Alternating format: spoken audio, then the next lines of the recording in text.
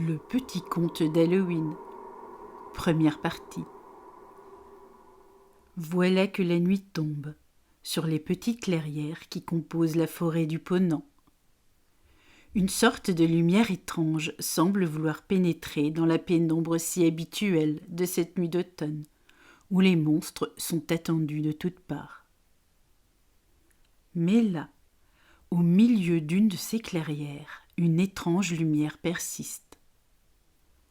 Elle a du mal à percer le brouillard, qui s'épaissit lui aussi, au gré des herbes humides de ce petit lagon vert pour les animaux de la forêt. Voici maintenant qu'un petit lutin bien imprudent, pensais-je, qui se promène lui aussi à la rencontre de cette lumière.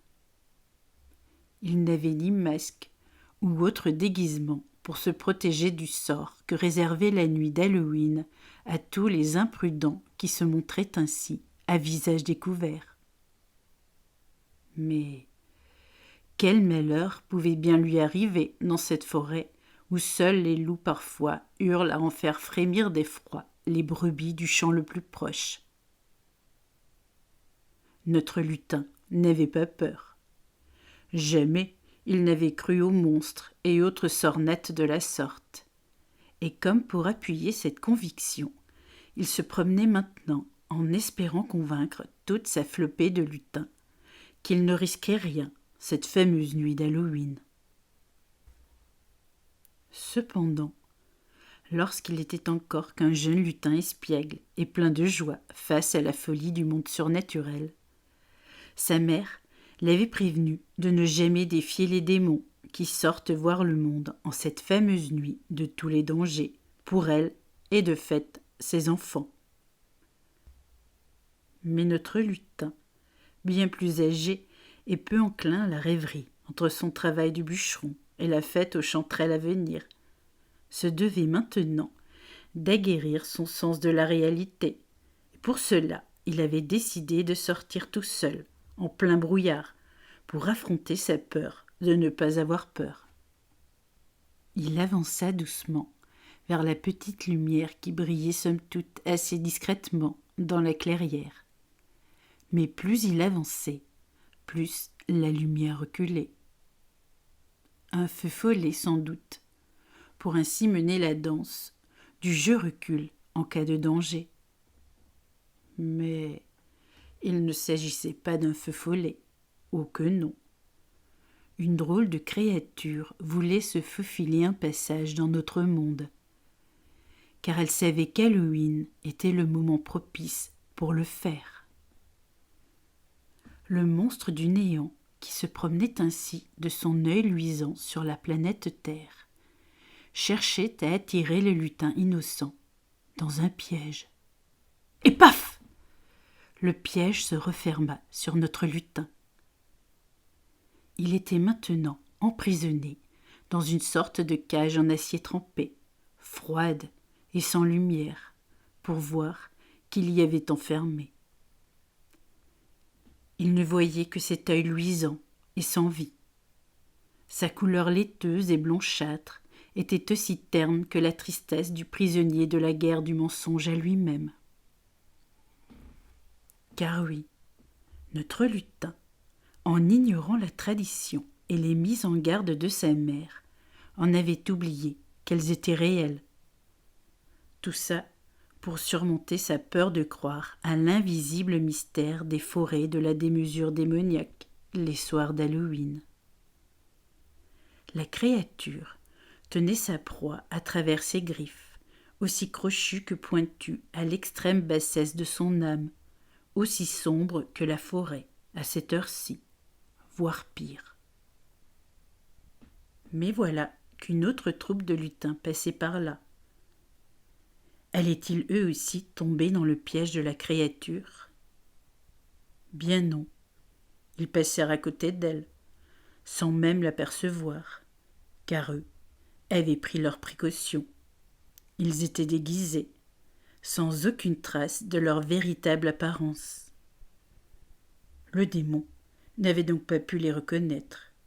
Ils auraient pu être l'un des siens, avec ses visages effrayants et ces drôles de lampions qui lui rappelaient la lueur de son œil, et surtout le piège qu'il en avait fait.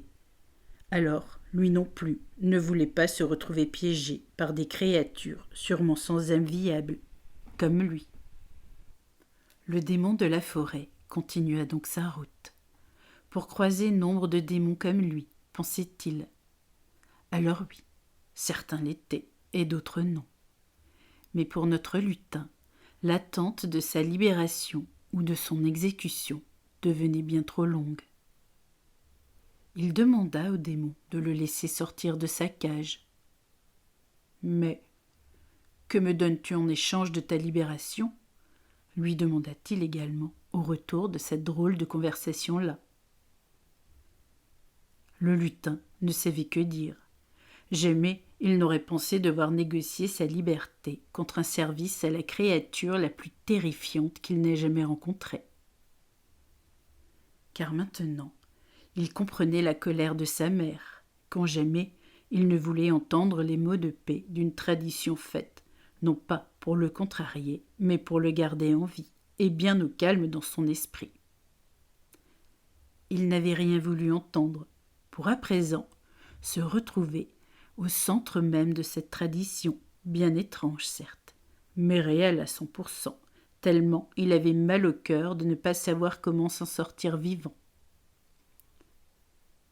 Il demanda donc au monstre de lui dire ce qu'il voulait, en échange de sa libération. Ce dernier lui répondit « Des bonbons, pleins et de toutes les couleurs, pour moi aussi avoir droit au bonheur. » Le bonheur, c'est ça qu'il cherchait, notre démon. Étrange, se dit le lutin, qu'une créature aussi horrible puisse vouloir des douceurs pour lui aussi survivre à l'extérieur de sa cage. Mais comment demander des bonbons alors que jamais il n'avait participé aux dites festivités d'Halloween? Peu importe, il acceptait sa mission, pensant éventuellement disparaître du regard de son ravisseur à la première occasion. Cependant, le démon ne fut pas dupe. Il le grima d'un visage horrifiant, indélébile et non négociable, pour qu'il le reconnaisse entre tous les démons, et cela fut aisé, car il lui donna le sien, de visage. Une lumière noirâtre lui obscurcissait l'œil gauche, tandis qu'une lueur blanchâtre lui permettait de voir quelque peu son chemin, entre les citrouilles et les milliers de chauves-souris, éclairant des porches bien lugubres, en cette soirée sans fin pour notre lutin. Il essayait de toucher son nez, mais une matière visqueuse et filandreuse en avait remplacé les narines. Sa bouche ne comptait que 2 ou 3 dents, pour maintenant ressentir des relents de pourriture. Était-il devenu ce monstre qu'il craignait tant? Ou avait-il tout simplement la notion du temps, pour ainsi mourir en toute conscience de son être, là, au milieu des monstres plus ou moins heureux de la nuit d'Halloween? « Cherche des bonbons !» lui ordonna ce monstre, « car tu dois être de retour dans 2 heures. Sinon, ton âme va se transformer en poussière, pour devoir me rejoindre au pays des démons. Tu as 2 heures, lutin. Sinon, tu ne seras plus qu'un démon de l'au-delà, sans peur, certes, mais sans famille, ni bonheur à comprendre, à part les nuits d'Halloween, où la vérité à notre sujet rejaillit d'entre les tombes de la mort sur terre. À demain pour la suite de l'histoire d'Halloween.